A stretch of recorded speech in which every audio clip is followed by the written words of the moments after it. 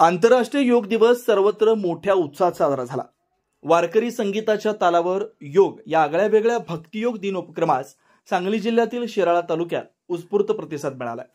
शिराळा तालुक्यातील 144 केंद्रांवर एकूण 43,523 नागरिकांनी सहभाग नोंदवून हा कार्यक्रम ऐतिहासिक ठरवला।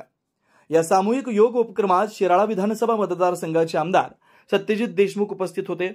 या कार्यक्रमाची संकल्पना जिल्हा परिषदेच्या माननीय मुख्य कार्यकारी अधिकारी सौ तृप्ती धोडमिसे यांची असून त्यांच्या मार्गदर्शनाखाली संपूर्ण जिल्ह्यात एकाच वेळी एकाच तालावर पारंपरिक पोशाखात भक्तिरसात न्हालेल्या वातावरणात सामूहिक योगाभ्यास पार पडला। काही ठिकाणी पावसामुळे पर्यायी जागेचा वापर करून कार्यक्रम नियोजनबद्ध पार पाडण्यात आला।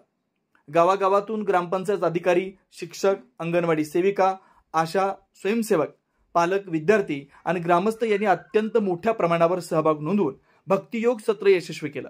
तर या उपक्रमाची जगातील सर्वात मोठा भक्तियोग सत्र म्हणून India book of records, Asia book of records आणि world records book of India या उपक्रमानं विश्वविक्रम म्हणून नोंद घेतली आहे।